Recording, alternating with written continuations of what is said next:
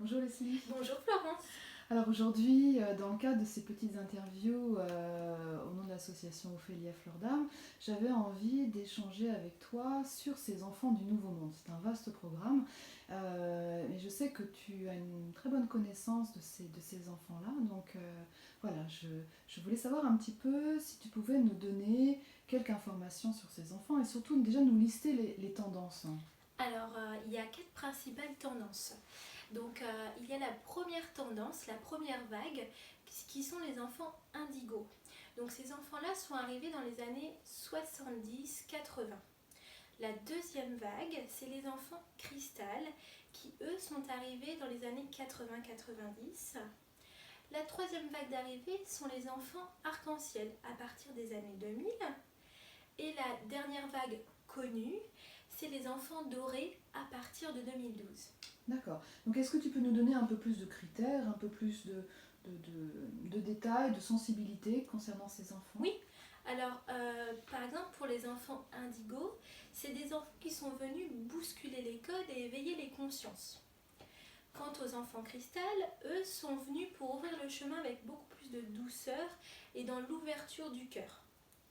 Les enfants arc-en-ciel, eux, sont arrivés avec beaucoup de connaissances. C'est des êtres multidimensionnels et qui généralement peuvent avoir, des fois, je le dis bien, le voile de l'oubli qui n'existe pas, qui n'ont pas de bagage karmique. Et pour les enfants dorés, donc eux ils sont venus vraiment souffler sur de anciennes énergies pour ouvrir une nouvelle ère. C'est des êtres qui ont des connaissances infinies. Alors là, tu nous parles de différentes couleurs, mais concrètement, ça veut dire que ces enfants ont une couleur? Oui, ils ont un aura, comme nous tous, hein. On a une couche énergétique qu'on ne voit pas à l'œil nu, qui a une couleur. Donc ces enfants, ils ont bien dans le spectre de couleurs, le bleu pour les indigos, pour les cristals, ce seront du rose et du violet. Pour l'arc-en-ciel, comme son nom l'indique, le spectre de couleurs. Et pour les enfants dorés, la couleur dorée. D'accord. Alors, est-ce que donc tu nous parlais de ces enfants dorés qui étaient arrivés à peu près en 2012. Oui. Est-ce qu'il y a d'autres générations d'enfants qui arrivent avec une autre sensibilité, une autre couleur? Oui, alors on parle très peu encore, c'est des enfants diamants, hein, qui vont arriver progressivement, qui commencent déjà à s'incarner et qui vont arriver encore avec des connaissances encore plus subtiles, avec l'éveil au monde qui sera encore différent. D'accord. Mais j'ai pas encore eu la chance d'en rencontrer. D'accord, ok. Alors, est-ce que c'est un nouveau phénomène Non. de ces enfants? Du tout, c'est pas un nouveau phénomène. À l'époque, on en parlait moins, les générations étaient moins éveillées à tout ça, ça pouvait être mal perçu. Et puis ils arrivaient en plus petit nombre, c'était plus restreint. Après, les enfants de l'époque d'y éveiller, par exemple, il y avait Albert Einstein, il y avait Jules Verne, Jean-Sébastien Bach. Ça, D'accord. c'était des enfants éveillés, si je puis dire, au monde. Alors, j'ai cru comprendre que ces enfants, quelquefois le quotidien, la vie sur la Terre, dans la matière était un peu compliquée. Quels troubles ces enfants peuvent-ils souffrir? De quels troubles? Alors, ils peuvent avoir une hypersensibilité, une émotion exacerbée. Alors, moi, j'aime pas les enfermer dans des cases, hein, mais ils peuvent avoir des troubles. Alors, je ne dis pas ça, le mot est fort. Autistique, par exemple, ça peut être un critère. Mais il ne faut pas les mettre tous dans la même boîte, hein, Oui, justement. bien évidemment. En tout cas, voilà, une hypersensibilité, une hyperactivité peuvent être quelques critères des enfants D'accord. éveillés. Alors, ils se posent beaucoup de questions existentielles également, si j'ai bien compris. Oui, sur le monde qui les entoure, sur tout ce qui se passe à l'heure actuelle. C'est vrai qu'ils se posent beaucoup de questions, donc ils ont besoin qu'on les guide là-dessus.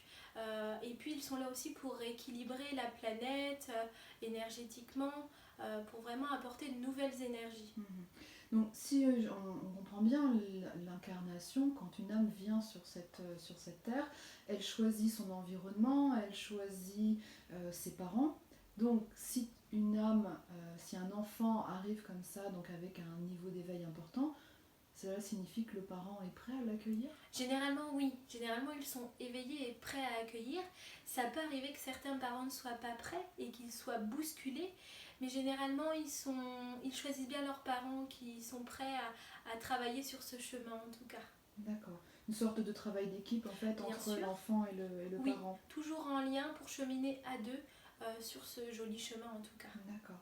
Alors pourquoi ces enfants arrivent là par vagues, là, ici et maintenant? Il y a quelque chose de particulier? Parce que déjà l'énergie se recalibre, la Terre vibre autrement et nos consciences se sont beaucoup plus évoluées. Donc maintenant ils sont prêts à arriver beaucoup plus intensément pour nous faire mûrir, éveiller nos consciences sur beaucoup d'aspects de ce qu'ils sont en tout cas.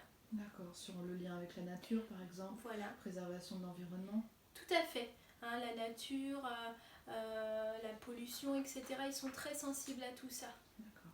Alors est-ce que l'on peut donner quelques nouvelles ou des méthodes de fonctionnement, même si rien n'est facile de cadrer comme ça, et c'est surtout pas comme ça qu'il est bon de fonctionner, mais est-ce qu'il y a des conseils? Déjà, garder un cadre souple, équilibré, alors c'est facile à dire, hein, la souplesse et l'autorité. Ces enfants-là savent généralement très bien ce qu'ils veulent et où ils vont. Après, c'est vraiment un travail en binôme avec le parent, de l'accompagner sur ce chemin, on va dire, plus énergétique pour certains, plus spirituel, pour qu'ils soient vraiment, on va dire, aimer dans leur globalité d'être et que le parent fasse ce travail-là avec son enfant. D'accord. Et donc concrètement, comment peut-on les aider ces enfants? Déjà être à leur écoute, tout Ouais. simplement, être avec eux, les éveiller au monde dans le sens les aider à être en contact avec la nature, les sensibiliser sur la faune, la flore, les aider aussi à garder cet ancrage en faisant des petits travaux manuels de jardinage par exemple, ça peut être intéressant, marcher pieds nus dans la nature et ouvrir aussi leur créativité, ça peut être très intéressant. Et puis après avoir aussi des petits apprentissages autour de tout ce qui est spatio-temporel aussi, ça peut aussi beaucoup les aider. D'accord. Et toi, Leslie, en tant que thérapeute, comment tu peux intervenir, comment tu interviens auprès de ces enfants, comment tu peux les aider? Alors moi, je propose des ateliers autour de l'émotionnel, déjà dans un premier temps, pour que ces enfants puissent apprendre à accueillir leurs émotions.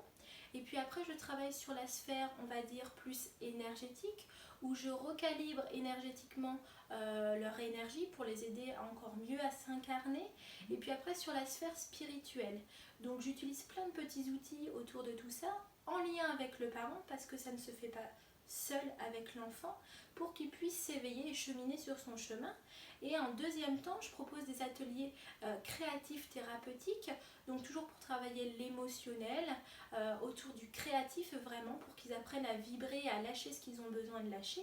Mais ces ateliers ne sont pas ouverts qu'aux enfants. Je le fais aussi avec l'adulte, pour qu'il puisse cheminer sur son chemin en tout cas, et à s'aimer tel qu'il est dans sa globalité d'être. Un bien joli programme. Oui.